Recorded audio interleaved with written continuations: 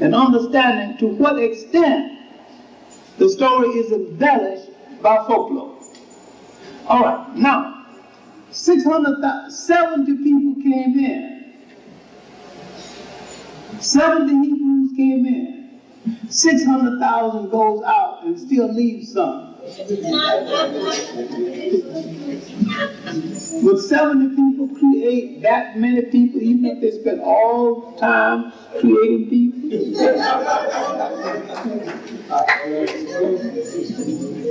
So what we have here is that a lot of Africans, not ethnically Hebrew, became converted to the faith. And they were of another religious persuasion, but not of another ethnic persuasion. And then, at this time, religion was so sharp in the minds of each people. Sometimes a religious person, in one religion, didn't feel as safe as he thought he should. Though religious tolerance was much better then than it is now. All right, now what did they take out of Africa? They came into Africa without a clear language, without a clear religion, and without a clear culture.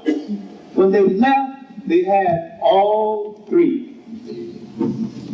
Africa had made the Hebrews a people.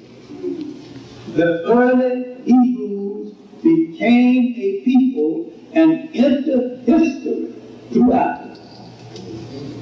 And you do not have to argue about whether they were white, black, or otherwise. The only whites who entered the area were Greeks and Romans. Right. So now if you want to figure out where the white Jew came from,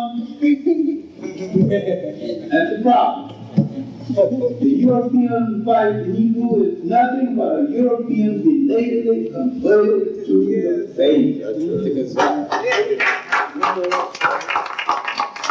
In the 12th century AD, there was arguments in Europe because the Africans and the Arabs were controlling Spain and the Mediterranean.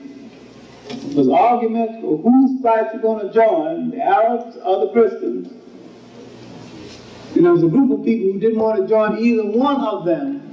They sought an alternative, and they chose Judaism. So the Caucasian Jew is just a European who chose Judaism. And he has no ethnic relationship to the biblical Jew at all.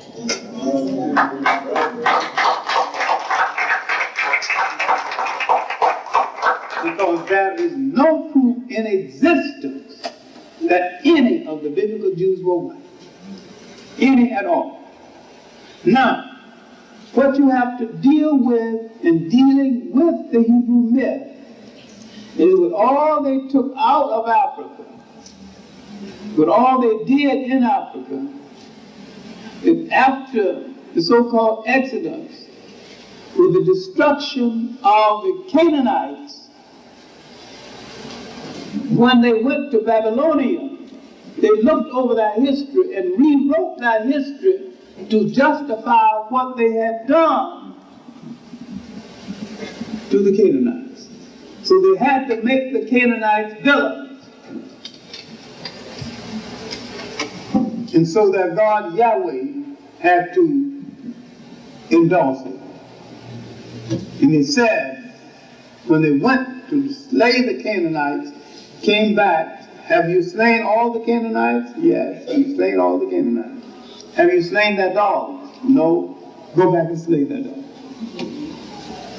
So now you see the revenge motive, the vindictive motive, integrated into the religion.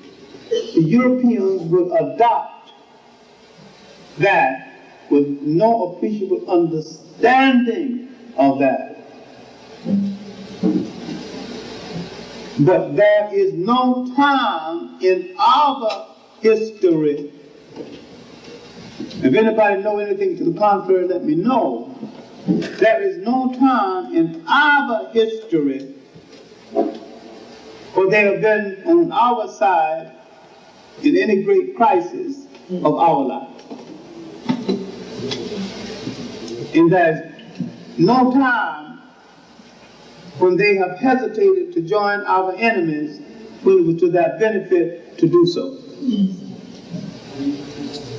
We took them into Spain, and when we lost power in Spain, they helped to found the Dutch East India Company. They were brokers, insurance brokers in the slave trade, especially the ships in this country. They went to South America. They went the way of, when the Western world swung towards slavery and swung against us, they were just as much a part of our Holocaust as anybody else, and still are. Now this happens to be the documented truth, in spite of the mythology to the contrary, that they have suffered too. But that suffering was a family fight between whites and whites, and not people being taken from their home. All right, now we can leave this part, and while dealing with the history before the formal development of the religion. All religions are born in a particular atmosphere in history. And if you look at the atmosphere, you will find there's a demolition and rainfall, there's a particular kind of weather, there's a particular kind of atmosphere that set people to wondering about old gods and searching for new gods on the eve of the birth of every great religion. So there is a catastrophe or some event that set man's mind in motion and that prepares man for the coming into being of a new religion. Now, when these invaders had hit Africa, and when one after the other had not so much as challenged the spirituality of Africa, but had driven away some of the key priests of Africa, Africans began to have questions. And one of the most disastrous of these invasions was the invasion by a king named Cambyses, 550 BC, from Iran, after the invasions by the Assyrians. Now, this brought on Alexander, the so-called Great.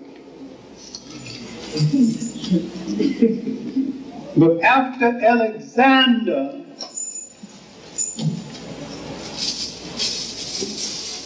the Romans began to covet a city called Carthage. And the Romans' desire to control the trade of Carthage eventually led to the destruction of the city. I'm coming to Christianity.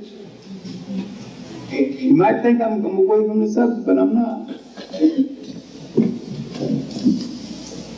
The Roman tax collecting,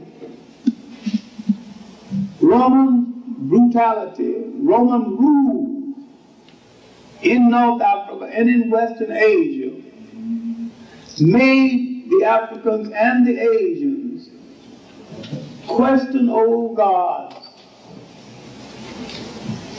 and seek new gods. So the Romans played a major role in bringing into being the African concepts of Christianity, that was later developed into a Western concept of Christianity. But the Western concept of Christianity is not even Christian at all. It is a political mechanism called Christendom. And don't get it confused with Christianity, because it's not Christianity. The European wouldn't even dare practice Christianity or democracy. It's against its temperament.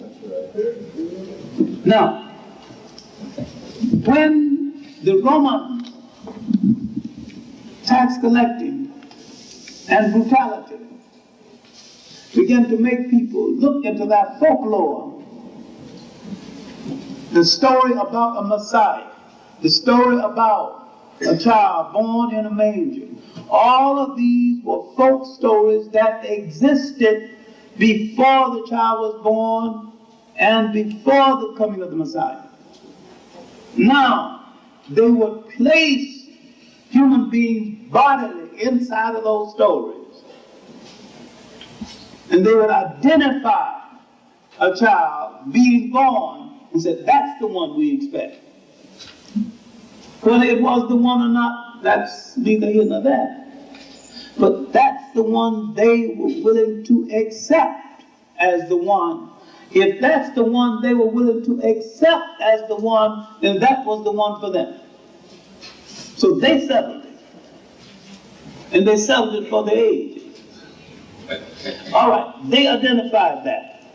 All right, now we take the story of Joseph and Mary. Why were they going to be counted? Roman tax collecting again. They were going to be counted so the Romans would know how many heads to tax in every town and every village. So the story of Joseph and Mary is a tax story, a Roman tax story. I'm saying the brutality of Roman tax collecting drove people to seek a new religion and to seek a Messiah.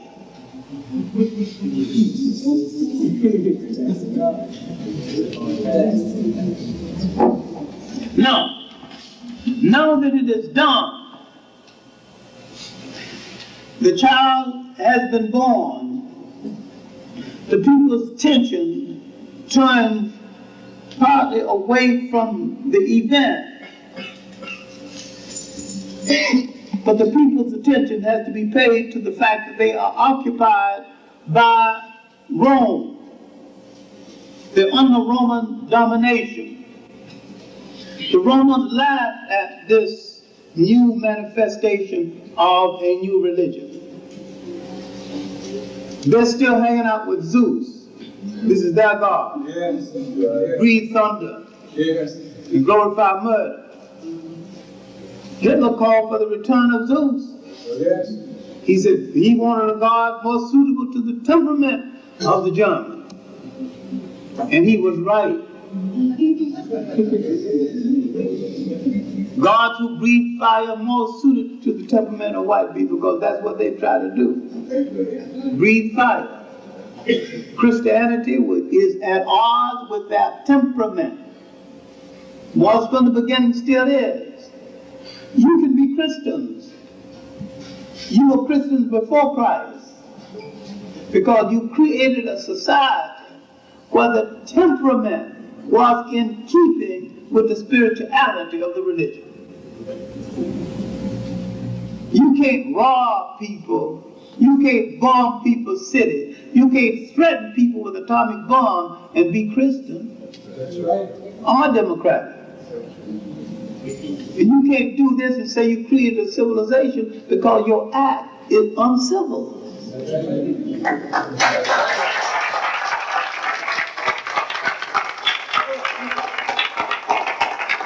Roman rule continued. Now, for 200 years, the Romans laughed at people in this religion and began to entertain each other by killing Christians. Now, inasmuch as there were many preachers preaching and calling for a new faith at the time of Christ, and he had the smallest number of followers of them all